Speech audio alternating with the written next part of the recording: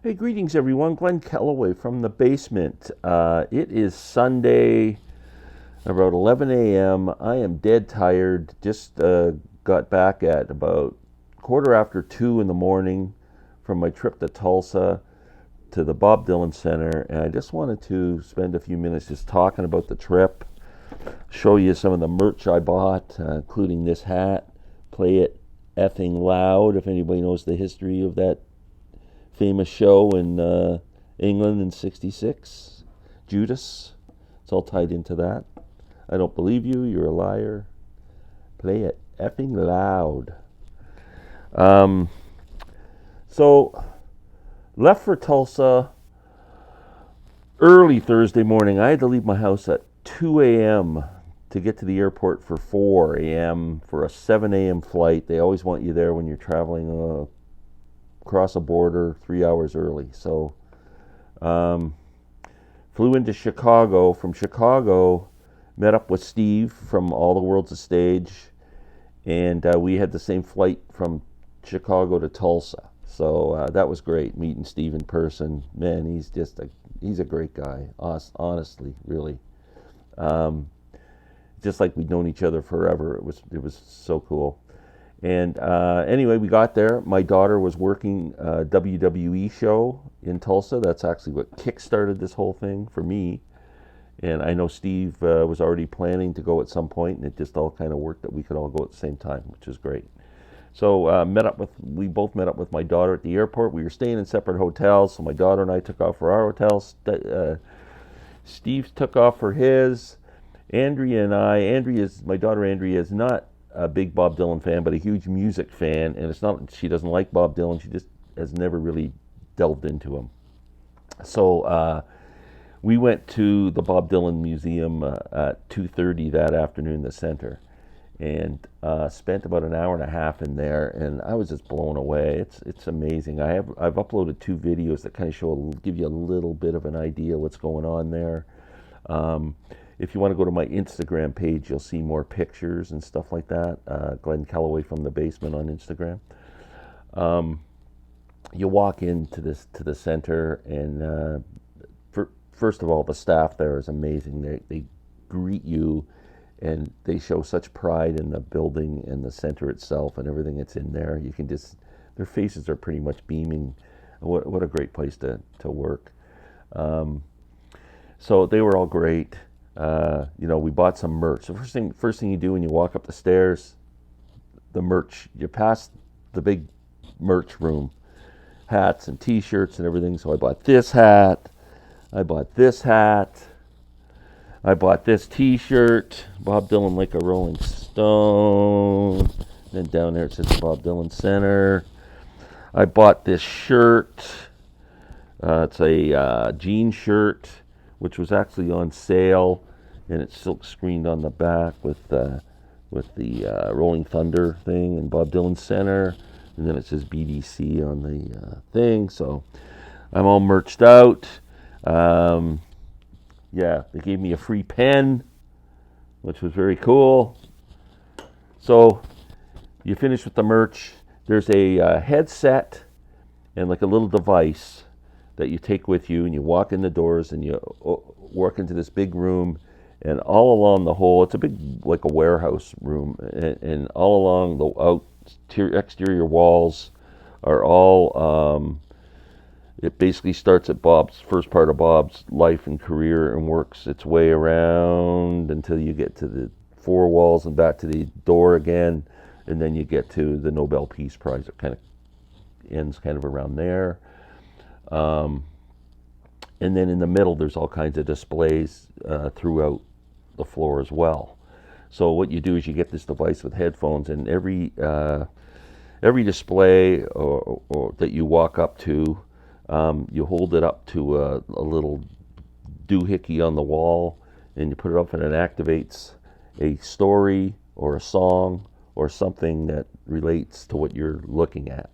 So it's very cool. I mean, so the first day, because I knew I was going Friday for a more in-depth visit with Randall Nelson and Steve from All the World's a Stage, I kind of limited myself in what I was listening to. I made sure I looked at everything, scoped everything out, and my daughter Andrea made sure she got her chance to do her thing in there and explore everything. So I kind of stayed away from the listening devices because I knew I wanted to do a more in-depth thing on the Friday. So we did that and went upstairs, and everything was just incredible. Highlights for me, the number one highlight, there is a display of all the correspondence that the Beatles sent to Bob over the years. There's a great one. George sends a Christmas card and it says Happy Harmonica instead of Happy Hanukkah. And it's just a really good card. If you go to my Instagram page, you'll see it. I've got it displayed there. I've got a photo of it there. And yeah, stuff like that, very cool. There's some Wilburys stuff where George sends a letter to Bob saying, hey, here's the rough mixes for the Wilburys. We still need that electric guitar and vocals on this. This is going to be a great record. And he calls himself George of England on one of them. Another one, he calls himself the Fab One or something. And there's a card from John and Yoko and one from Paul. And those are really cool. And just tons of stories and about songs, about times. When you first walk in through the doors of the entryway, there's a video collage, the whole room. It's a big room, and there's all these screens that are kind of like set up like a collage. And you sit there for about 20 minutes and watch kind of his story and different segments of his life and everything. It's really cool, great way to start the tour. When you go upstairs, there's a room with a video in there that shows about, I'm going to say maybe half a dozen, 8 songs, live performances. Some of that from the '66 tour, and because of new advancements in video enhancement and all that stuff, they showed how grainy the original tape looked, and then they showed how they've enhanced it for the center, and it's like almost like it's in HD quality now, beautiful. And there's some of that performance, and yeah, it's just it's an amazing place. I want to again thank you to the staff. Go to Tulsa, Oklahoma, to the Bob Dylan Center. It is worth if you're a Dylan fan, it's a must-see. If you're a music fan and you happen to be in the area or looking for something cool to do, it's very educational and worth seeing.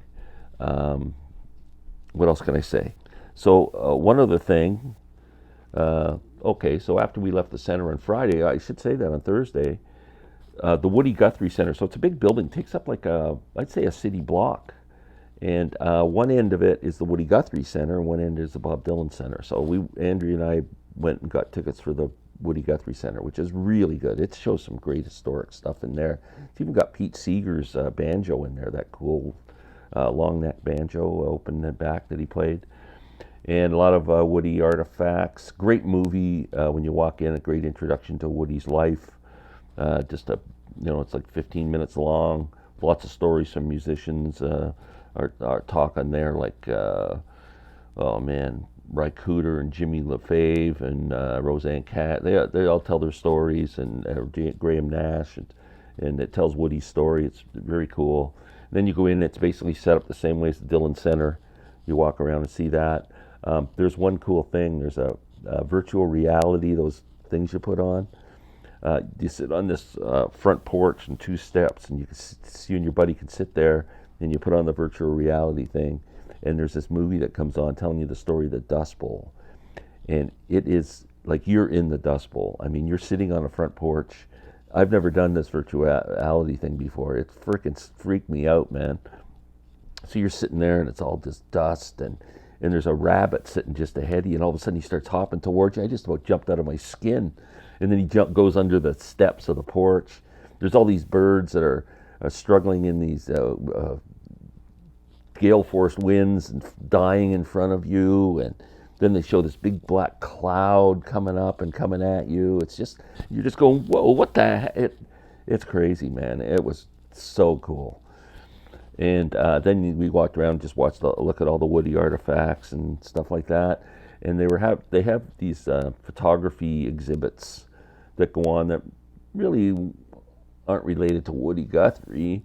It was a Billie Holiday exhibit that some photographer who was very close to her took all these very intimate photographs, black and white, some color, mostly black and white photographs of Billie Holiday. They were absolutely beautiful photographs, just fantastic. I'm going to put them up on my Instagram feed too, I think. I don't know if I should be doing that because I'm afraid that someone's, copyright and someone's work. So I'm not sure if I can do that or not. But one more thing. So anyway, great trip. Tulsa, Oklahoma, beautiful city, friendliest people in the frickin' world. What can I say? Just a 10 out of 10 trip. Absolutely excited. So just before I left for Tulsa, a week or so before, my nephew Jack and I went to see Steve Hackett at Massey Hall, and we stopped at a few record stores during the day. And I always go to this kind of a used CD store, movie, DVDs, and some records called Deja Vu Discs in Scarborough, Ontario. I walk in, and they find the thing I've been looking for a long time at a good price. It's sitting on the shelf. Bob Dylan's The Cutting Edge, 1965 to 66, the Deluxe 6 CD edition. It's sitting there, I see it, $99. I don't have a penny to my name. I'm going, what the heck, man? So I walked around with it going, do I put this on my credit card? What do I do with this, man? And I've been going in the store for so many years that I do know the gentleman who manages it, and his name's Cliff, if you're watching. Thank you. And I asked him if he'd put this away for me so I could kind of figure out a way to finance this thing. So anyway, he did put it away for me. And I came home, used my imagination. I took a few used CDs into a used CD store in Belleville, Ontario. Got like $25. Wasn't much there. And then I filled up my car with gas, and I thought, I felt lucky, and we got these tickets up here called the Big Spin, and you scratch them. If you get a chance to spin, you can win like, a ton of money on a spin wheel. But I've had pretty good luck with these tickets. They're $5, and I've won like $10, $20. Never won big money. So I thought, I'm going to buy one for $5. I won $25. So I threw that into the pile too. So now I have like $45 towards a $100 set, and came up with the other $55. I had it sent to Oshawa, to their other location where my daughter lives, and she picked it up for me because she came to visit my wife Lynn when I was away. And dropped it off for me. So when I came home last night or early this morning, how fitting that this set is waiting for me when I come in the door. So I'm really anxious to listen to this. This is a real in-depth look at Bob's creative process through bringing it all back home, Highway 61 and Blonde on Blonde. So this is the one set that's escaped me because it's just never came down in price. So really happy to have this. And tonight, Randall Nelson, myself, are going to be on Steve's live chat, All the World's a Stage, 8 p.m. Eastern. Marsha P's going to be there. I believe Trevor is going to be there, and Steve, and we're going to talk about the Dylan Center and our trip. And getting to meet these guys was absolute thrill for me. Randy and Steve are the nicest guys on the planet. We had a great time together, and it was just like we'd known each other forever. So really special time. Thank you very much, guys, for making that happen. And for my daughter, Andrea, thank you so much. It wouldn't have happened without you. And so we'll be back with lots more stuff. So everyone have a great day. I'm going to be laying on the couch sleeping my day away. So thumbs, subscriptions. Thank you. Thank you to the Bob Dylan Center. Go visit.